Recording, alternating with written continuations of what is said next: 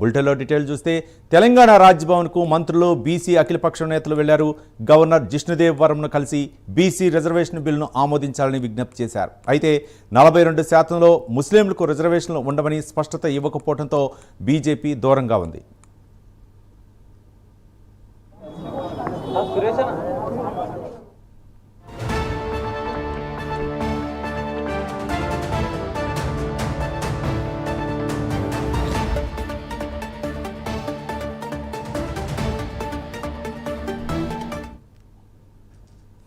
తెలంగాణ రాజ్భవన్కు మంత్రులు బీసీ అఖిలపక్షం నేతలు వెళ్లారు. గవర్నర్ జిష్ణుదేవ్ వర్మను కలిసి బీసీ రిజర్వేషన్ బిల్లును ఆమోదించాలని విజ్ఞప్తి చేశారు. అయితే 42% ముస్లింలకు రిజర్వేషన్లు ఉండవని స్పష్టత ఇవ్వకపోవడంతో బీజేపీ ఈ సమావేశానికి దూరంగా ఉన్నట్లు తెలుస్తోంది.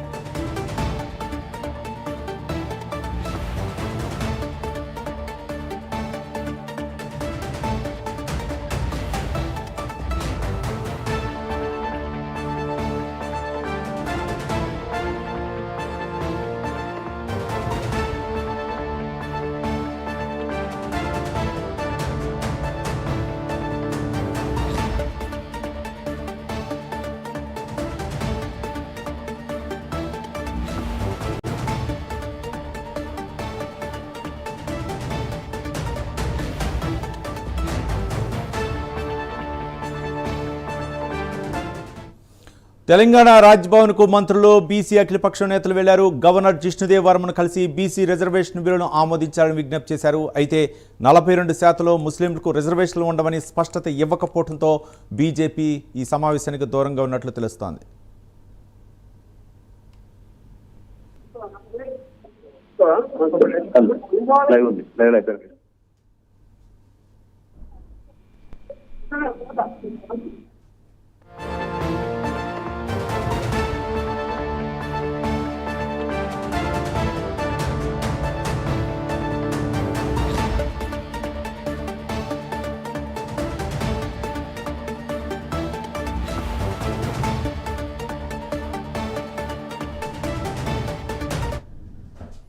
ఈరోజు మంత్రులు బీసీ అఖిలపక్ష నేతలు రాజ్భవన్కు వెళ్లారు.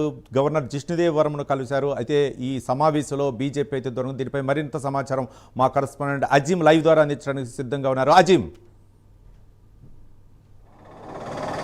కొద్దిసేపటి క్రితమే అఖిలపక్ష నేతలకు సంబంధించినటువంటి రాజ్భవన్లో ఏదైతే గవర్నర్తో సమావేశం ముగిసింది, ఈ సమావేశానికి కాంగ్రెస్ పార్టీ నుంచి మంత్రులుగా ఉన్నటువంటి సీతక్క, పొన్నం ప్రభాకర్, అలాగే పిసిసి అధ్యక్షుడు మహేష్ కుమార్ గౌడ్ రావడం జరిగింది. అలాగే బీఆర్ఎస్ నుంచి వివేకానంద గౌడ్ కూడా హాజరయ్యారు. ఇక సిపిఐ నుంచి నారాయణ, ఎమ్మెల్సీగా ఉన్నటువంటి నిలగంటి సత్యం హాజరయ్యారు. ఇక ఎంఎం బీజేపీ సభ్యులు ఇద్దరు కూడా ఏదైతే ఈ సమావేశానికి గైదరయ్యారు. సో ఓవరాల్గా చూసుకున్నట్టయితే దీనికి సంబంధించి ఈరోజు గవర్నర్ రావడానికి ప్రధాన కారణం ఏదైతే బీసీలకు సంబంధించినటువంటి 42% రిజర్వేషన్ స్థానిక సంస్థల ఎన్నికల్లో ఎట్టి పరిస్థితుల్లో అమలు చేయాలని చెప్పి గవర్నర్ని కోరడానికి వెళ్లారు. ఏదైతే కాంగ్రెస్ ఎన్నికల్లో ఇచ్చిన వాగ్దానం మేరకు చట్టాలు చేయడం జరిగింది. ఏదైతే అటు అసెంబ్లీలో చట్టం చేసి ఇప్పటికీ అటు కేంద్ర ప్రభుత్వానికి కూడా పంపించడం జరిగింది. అలాగే ఆర్డినెన్స్ రూపంలో గవర్నర్ కూడా పంపించడం కూడా జరిగింది. సో ఆర్డినెన్స్ చేయడం జరిగిన తాజాగా బిల్లు చేయడం కూడా జరిగింది మళ్ళీ. సో బీసీలకు 42% రిజర్వేషన్ స్థానిక సంస్థల ఎన్నికల్లో కోసం 50% రిజర్వేషన్ సీలింగ్ ఏదైతే పంచాయతీరాజ్ చట్టంలో ఉన్నటువంటి 50% సీలింగ్ ఏదైతే ఉందో ఆ సీలింగ్ని ఎత్తేస్తూ నిన్న సభలో ఒక చట్టాన్ని తీసుకొచ్చారు. సో దానికి సంబంధించి 42% బీసీలకు సంబంధించిన రిజర్వేషన్ని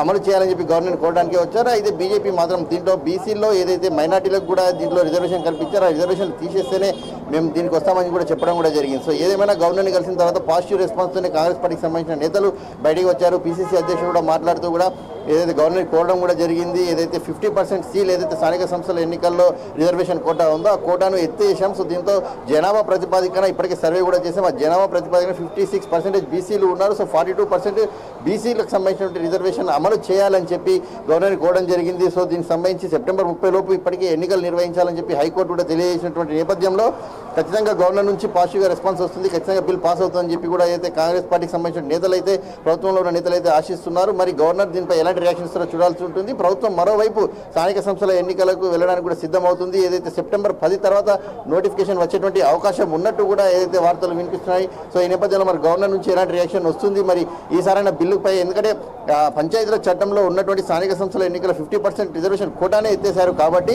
మరి గవర్నర్ దీనికి సంబంధించిన బిల్లుని ఈసారి ఆమోదిస్తారా లేదా అనేది కూడా చూడాల్సి ఉంటుంది. రవి, రైట్ అజం, అంటే ఒక పక్క బీజేపీ కూడా ఈ సమావేశానికి దూరంగా ఉన్నట్లు తెలుస్తుంది. మరో పక్క అంటే గవర్నర్కి సమర్పించినటువంటి ఆ నివేదిక అవ్వచ్చు, లేదా గవర్నర్ని ఈరోజు కోరినటువంటి అంశాలు అవ్వచ్చు, ముఖ్యంగా కాంగ్రెస్ ప్రభుత్వం గతంలో బీసీ డిక్లరేషన్ కోసం, కామారెడ్డి డిక్లరేషన్ కోసమే విశ్వ ప్రయత్నం చేస్తున్నట్లు తెలిస్తే, ఒక పక్క స్థానిక సంస్థల ఎన్నికల్లో ఈ 42% రిజర్వేషన్ అమలయ్యే అవకాశాలు ఉన్నాయనుకోవచ్చా?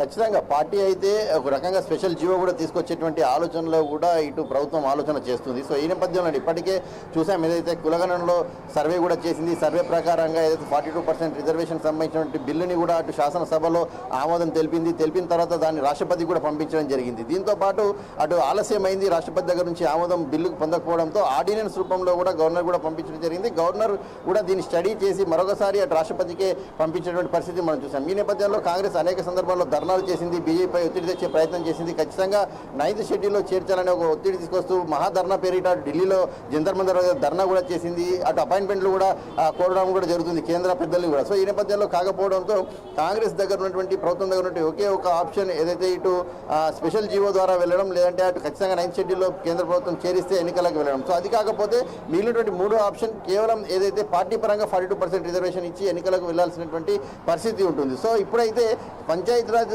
చట్టంలో ఉన్నటువంటి 50% రిజర్వేషన్ కోటాను వేసింది కాబట్టి, ఎత్తేసిన తర్వాత ఉన్నటువంటి రిజర్వేషన్కి ఇక అంటే కట్ ఆఫ్ లేదు కాబట్టి ఖచ్చితంగా 42% బీసీ రిజర్వేషన్ని అమలు చేయాలి, బీసీలకు న్యాయం చేయాలని చెప్పి గవర్నర్ బిల్లును ఆమోదింపచేయాలని చెప్పి కూడా అఖిలపక్ష నేతలందరూ కూడా కలవడం కూడా జరిగింది. సో ఈ నేపథ్యంలో మరి ఈ బిల్లుకు సంబంధించినటువంటి దొరుకుతుందా లేదా అనేది కూడా చూడాల్సి ఉంటుంది. సో ఈ నేపథ్యంలో సిపిఐ నేతలు కూడా మన లోపలికి వెళ్ళారు. సో ఒకసారి మాట్లాడించే ప్రయత్నం చేద్దాం. సార్, అసలు గవర్నర్ నుంచి ఎలాంటి రెస్పాండ్ వచ్చింది సార్? గవర్నర్ సహజంగా చెప్పలేడు కదా, మరి రిపోర్ట్ వస్తుంది. రిపోర్ట్ వచ్చిన తర్వాత రియాక్షన్ పంపిస్తా అన్నాడు. మేము అడిగిన ఏంటంటే just and genuine demand, majority population ఉంది, దాన్ని కాలాపన చేయండి.